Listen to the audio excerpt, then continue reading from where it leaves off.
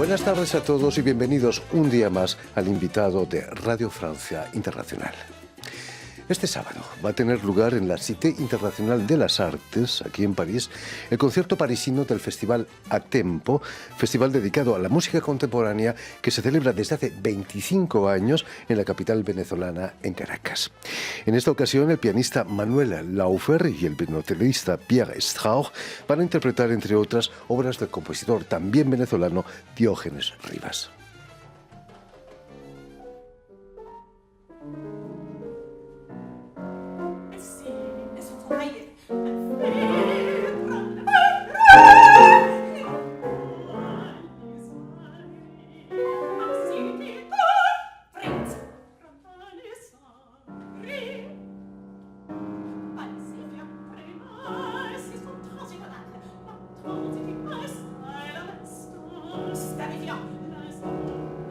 Y precisamente para hablarnos de este concierto y de su trayectoria en el mundo de la música, Diógenes Rivas ha sido tan amable de venir a nuestros estudios. Buenas tardes, Diógenes. Y sobre todo, muchísimas gracias por haber aceptado nuestra invitación una vez más. Bueno, un placer estar en Radio Francia. Digamos que también has venido maravillosamente acompañado del pianista venezolano Manuel Laufer. Buenas tardes, Manuel. Buenas tardes, gracias. Muchas gracias por la también invitación. por haber hecho el esfuerzo de venir hasta nosotros. Permitidme que explique antes que nada que Diógenes Rivas ha nacido un 4 de octubre de 1942 en la ciudad venezolana de Mérida y que la música estaba ya muy presente en tu casa. Es cierto que con solo 4 años ya empiezas a estudiar música con tu padre, que también era músico. Sí, así es. Así es una experiencia, digamos, la música la hemos vivido yo y mis hermanos, porque en mi familia todos hicimos música desde niños. Digamos, eso nos cargó de una experiencia extraordinaria, pues, fabulosa. Aprendices las notas antes que aprender a leer. Desde luego, sí, así fue, porque además estábamos obligados a aprender música. Era un poco cruel, sí, a decir verdad, esta historia, ¿no? Pero bueno, en algún momento, si tuve la oportunidad de liberarme, pues no sé qué ocurrió, no lo hice y seguí en la música. Entonces, bueno, cuando me fui a estudiar a Italia, a Roma, precisamente. ¿Vas a estudiar en Caracas también piano, creo? Antes había estudiado también en Caracas, sí, piano, oboe, bueno, y todas las materias pues, relacionadas con la música. Y bueno, todas estas experiencias se fueron acumulando hasta el punto en que un buen día decidí ser compositor. Y esto me ocurrió en Londres, cuando conocí un gran maestro llamado Alfred Nightman, que fue el que me dio luz sobre cómo arrancar. Me gustaría que nos hablases de ese primer viaje a Europa, a Roma, donde vas a estudiar en la Escuela de Santa Cecilia, la Academia de Santa Cecilia. En la Academia de Santa Cecilia, sí. Para un venezolano imagino que era importante, ¿no?, llegar a un sitio tan sagrado, sí. Si me permites. Sí, era importante, pero también fue importante mi descubrimiento, en el sentido de que yo ya estaba formado. Por lo tanto, estaba como en algún momento tuve la impresión de estar perdiendo ya el tiempo allí. Entonces comencé a viajar un poco por diversos países hasta que descubrí, por ejemplo, Varsovia, con un movimiento musical extraordinario en su época, en los años 64, algo 65. Tuve la suerte de haber sido invitado entonces por Sergio Pitol, el escritor mexicano que estaba residiendo en Varsovia. Y que tuvimos la suerte de tenerlo con nosotros hace unos años. Qué bien, fantástico. Entonces Sergio Pitol, en una Navidad que pasamos juntos allí en Roma, me dice, no, vente a Varsovia porque la música está en Varsovia. Y era cierto, pues allí descubrí un mundo extraordinario que me animó a esto, a entrar en el mundo de la composición. También vas a estudiar dirección de orquesta con Carlo Cecchi y también con John Barbirolli, el famoso Sir John Barbirolli, y sobre todo con Bruno Maderna, ¿no?, en Salzburgo. En Salzburgo, sí, fueron momentos bien importantes porque, bueno, ya entonces entré en contacto con grandes personalidades que tenían mucho que decir sobre la música y con quienes se aprendía pues una enormidad. Imagino que para un compositor el hecho de conocer bien su instrumento, sea la orquesta, sea el piano, es importante. importante, ¿no? Desde luego, desde luego. Por esto es que hay en este programa que tenemos ahora en Atempo, tenemos el caso muy particular de una obra, por ejemplo, de Pierre Strauss, que es compositor y a su vez intérprete. Eso es algo fantástico. Y coincide, pues no, hay una primera obra que es de Franz Liszt, casualmente, que era compositor y era intérprete. Eso es un lujo, pues, en el mundo de la música, ¿no? Esos años 70 van a suponer una verdadera revolución, ¿no?, en el mundo de la música. La llegada de la electrónica, las ondas Martenot famosas. Tú viviste eso en primera fila, ¿eh? Ya, pero el mundo de la música electrónica a mí particularmente nunca me interesó. No me llamó mayormente la atención, pues. Entonces estuve más centrado en la investigación del sonido, de las posibilidades y límites que todavía tienen los instrumentos, porque entonces en esos años se había decretado también la muerte de la orquesta, se había decretado la muerte de Schoenberg, se había decretado la muerte de todo el mundo. De la novela, entonces, de la novela. Pero yo insistía, no, yo dije, no, hay todavía un mundo por descubrir, todavía del cual descubrir cosas, investigar, en fin, seguir adelante. Sí. ¿Y qué hizo que en 1980 decides dedicarte exclusivamente a la composición? Por una serie de accidentes de mi vida personal, pues. Entonces estaba yo dirigiendo una orquesta, formando una orquesta en Mérida, en fin, proyectos que no llegaron a cuajar y ya me harté de aquello. Entonces yo dije, no, ahora yo me dedico a la composición, un campo en el cual nadie se va a meter conmigo. Entonces, algún crítico quizás, ¿no? Bueno, a ellos los dejo tranquilos, sí. En tus composiciones, Diógenes, la aritmética, la geometría, incluso la astronomía tienen un papel muy importante. Es como el quadrivium, ¿no?, de la cultura griega, las 4 disciplinas. Así es. Sí, eso es de lo más apasionante, sí, porque es digamos, es la búsqueda del método. Todos estamos en búsqueda de ella, del método para llegar a tener control de lo que uno piensa, de lo que uno escribe. Entonces, nada como haber llegado a trabajar, a descubrir el número áureo, que es una de las cosas que a mí más me ha apasionado, y eso me ha permitido a mí desarrollar luego mis propias teorías internas sobre la música. Bueno, ya saben, en la música cada compositor va creando su propia teoría, su propia gramática, digámoslo así, ¿no? Pero siempre utilizando el lenguaje clásico, digamos. Pero el lenguaje clásico, sí. No, yo de allí no me he alejado porque he podido constatar que allí es un medio, allí me expreso perfectamente. Estoy en mi campo cómodo. Hemos hojeado algunas de tus partituras, son de una complejidad considerable. Bueno, en una ocasión, casualmente, Pierre Strauss, en una conferencia que teníamos en el Conservatorio Nacional de Música, le explicaba a algunos alumnos que hoy en día se ve muy complejo, pero a lo mejor dentro de 15 años ya no lo será tanto. Me dirijo ahora al intérprete, Manuel Laufer. ¿Cómo se aborda una partitura de un compositor que conoces y al que puedes llamar por teléfono si hay algún problema? ¿Es más fácil o tienes el peso de la responsabilidad de la escucha del compositor? Bueno, es un privilegio enorme realmente, como mencionas, poder preguntarle al compositor qué intención tenía en un cierto gesto, una cierta notación. Y justamente esta mañana Diógenes y yo trabajábamos sobre una obra que estreno yo el sábado en este concierto de Atempo, que es una obra que Diógenes escribió para mí hace un par de años, pero no habíamos tenido la oportunidad de estrenarla. Entonces la toco por primera vez y estudiando la partitura, estudiando la obra, bueno, tenía muchísimas preguntas. Y bueno, se la toqué esta mañana a Diógenes, la trabajamos y él mismo me podía dar detalles de exactamente qué intención tenía en cada parte de la partitura y cambiamos muchas cosas en el mismo momento, que bueno, supongo que la partitura de este punto en adelante se edita para añadir esos cambios que hubo que hacer. Entonces esa colaboración con el compositor es una de las cosas que apasiona a cualquier intérprete de música contemporánea, es una de las razones por las cuales nos dedicamos a la música contemporánea, para tener esa experiencia de la música viva. Diógenes Rivas no es el único compositor que sus composiciones son muy complejas. ¿Qué os han hecho los intérpretes para que los tratéis así? Porque a veces es realmente muy difícil. Estoy pensando en los músicos del IRCAM que tocan compositores de todo del mundo entero y son magníficos, ¿no?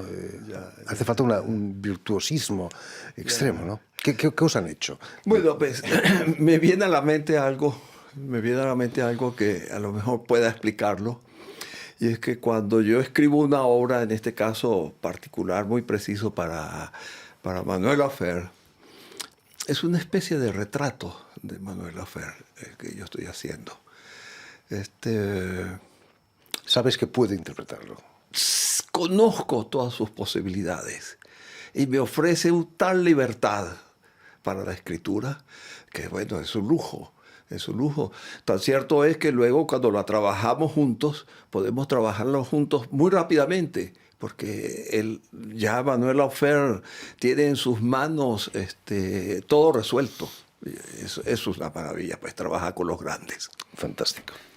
Volviendo al Festival A Tempo, volvamos a Tempo, que cumple, como decíamos, 25 años. ¿Qué pasó hace 25 años para que naciese ese festival? Bueno, el festival, digamos, nace modestamente, quiero decir, en cuanto a programación, a pocos conciertos, en fin, y creció hasta un punto en el que ya llegamos a tener una semana, durante varios años continuos, semanas de festival. El festival duraba una semana completa con 3, 4 conciertos diarios. Fue aquello fantástico. Y logramos algo diría casi que insólito. Logramos agotar el repertorio de música de cámara del siglo XX. Lo hicimos todo. Bueno, si se nos escaparon alguna u otra hora, bueno, pedimos perdón al compositor, pero hicimos todo el repertorio. Las obras maestras del siglo XX las hicimos en ese festival. Fue sensacional. Es importante acercar la música contemporánea al público, porque tiene una fama no una muy buena reputación, digamos. Ya. Bueno, esto sí es delicado, ¿no? Cuando hablamos del acercamiento de la música al público, porque ya de por sí el acercamiento a la música clásica al gran público tampoco es fácil. Entonces, si descendemos al mundo nuestro de la música contemporánea, las cosas se hacen un poco más complejas. Pero sí descubrimos entonces que hay una gran avidez por parte del público. Quiere descubrir cosas nuevas. Y bueno, el mundo quizás en esto influye el mundo del consumo, del consumismo. ¿Sí? Así como quiere cosas nuevas, quiere carros nuevos, pues quiere música nueva también. Entonces eso es un buen descubrimiento, saber que la gente está pendiente de escuchar algo que le despierte lo lleve por nuevas experiencias. ¿Cuál es la razón por qué la abstracción en pintura es más aceptada que la abstracción en música, por ejemplo? La gente hace cola en el Centro Pompidou, en el Guggenheim, en Bilbao.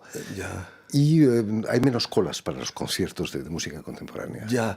Bueno, pero es que la pintura goza de algo que es muy importante, que es la independencia absoluta y total de todos los medios. Entonces, por eso hay una multiplicación increíble de exposiciones en todos los ángulos, por todas partes. La gente está en contacto visualmente con las obras de arte.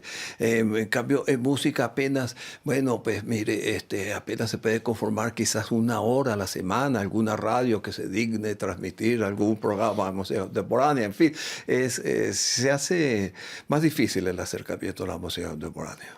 En Radio Francia tenemos la suerte de tener el Festival Presencias, sí, en el que tú has participado más de una vez, ¿no? Sí, en alguna vez, sí, ya no recuerdo en qué año, pero alguna vez participé, sí.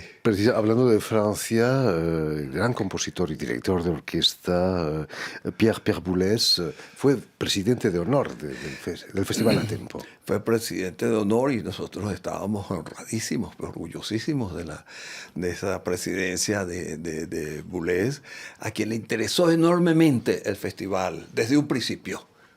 Era un hombre curioso y un hombre que le gustaba participar en apoyar estas nuevas experiencias. Y fue tremendamente gratificante para nosotros esa presidencia honoraria de Boulez. Desgraciadamente falleció hace sigue un par de años, aunque sigue presente. Pero ¿qué ha cambiado en esos 25 años del Festival a Tempo en la música contemporánea? Se han roto los tabús, ya no ha muerto Schoenberg, que se puede... Bueno, quizás lo acabas de decir muy bien, sí, los tabús ya se han roto, ya los prejuicios ya se han echado por tierra, las taras inclusive dentro del mismo mundo de la música contemporánea, en el mundo de Darmstadt, allí hubo muchos prejuicios, muchas taras que hizo daño a la música contemporánea. Y hoy por fortuna, hay un abanico tan insólito, tan increíble de posibilidades de expresión que es sin límites prácticamente. Ya no se tiene miedo ni de la tonalidad, ni de la melodía. Nada de esto. Y ya, digamos, la pregunta, la clásica pregunta de por qué esta música no tiene melodía ya no se hace. Es decir, se comprende muy bien que la música hoy en día requiere de grandes estructuras arquitectónicas, de grandes estructuras temporales y espaciales, que aún cuando la persona no esté muy cercano a la música contemporánea, lo intuye, porque es algo que todo el mundo posee, por fortuna, la intuición para poder aceptar estas expresiones. Manuel Laufer vive en Nueva York hoy en día. En Estados Unidos, nombres como John Adams, Philip Glass, han sabido ganarse al público, ¿no? Quizás ellos han encontrado el secreto de ese acercamiento al público. Definitivamente ellos ambos entran dentro del ámbito de la música minimalista. Philip Glass como uno de los padres del movimiento de la música minimalista, John Adams siendo un compositor a quien a menudo se le llama post-minimalista, pero viven dentro de ese mundo que tiene una relación muy cercana con el mundo de la música popular, el mundo de la música pop. Y bueno, de hecho Glass en particular tiene una influencia muy fuerte de ese mundo. Y sí, han sido compositores que han creado puentes quizás entre un público que escucha, sobre todo Glass, un público que escucha música de film, música popular, y un público que escucha música clásica. Pero cada compositor tiene su mundo y su público, y yo creo que lo importante es establecer puentes y ir consiguiendo audiencias y ir creando interés en el público con el cual uno tiene contacto. Por lo menos uno como intérprete, esa es la misión que puede cumplir. Y en el programa del concierto del sábado nos encontramos con Franz Liszt. Fue también un revolucionario, ¿no?, en su época. Así es. Y esta obra, por cierto, extraordinaria y que es una de las obras que más apasiona a Pierre Strauss. Bueno, pues, ¿Qué obra es, por cierto? Esta es la góndola fúnebre. La lúgubre góndola. La lúgubre góndola. Sí, es una obra sensacional, pues, que va a establecer vínculos con las siguientes obras dentro del programa, vínculos que nadie sospecha, porque nadie se imagina que luego de Liszt puede venir la obra de Pierre Strauss, que es un desarrollo donde la música llega a extremos insólitos. Por cierto, esa obra, volviendo al símil del retrato, ese es un autorretrato de Pierre Strauss. Esa obra, porque él es violonchelista, él la compone, es su autorretrato. Imagínate. Y además ese estreno de Diógenes Rivas, ¿no?, también. Y bueno, el estreno que hace Manuel de la obra de piano, sí, porque sí, Manuel lo había explicado, la obra que yo le escribí hace 1 o 2 años, y que bueno, pues ahora tendré que escribirle otras porque ya estrenada esta, vendrá otra. Esperemos que sí. En fin, pues ya lo saben, tienen una cita en la Cité Internacional de las Artes, aquí en París, este sábado para el concierto de A Tempo, en el que el pianista Manuel Laufer y el violonchelista violonchelista Pierre Strauch interpretarán, entre otras, obras también del compositor venezolano Diógenes Rivas. Muchísimas gracias, Diógenes. Muchísimas gracias, Manuel, por haber estado aquí con nosotros. Permitidme también que dé las gracias a Suel Kedir y a Vanessa Loiseau, quienes han ocupado hoy de la realización del programa, y enviar también un saludo muy especial a nuestros telespectadores, porque también los tenemos, que nos siguen en toda América Latina y, por supuesto, en Venezuela, gracias a una cadena internacional de televisión uruguaya que se llama Canal U y emite desde Montevideo, en Uruguay. Fantástico. Y a ustedes, muchísimas gracias por su atención y les damos cita para una nueva edición de El Invitado de Radio Francia Internacional.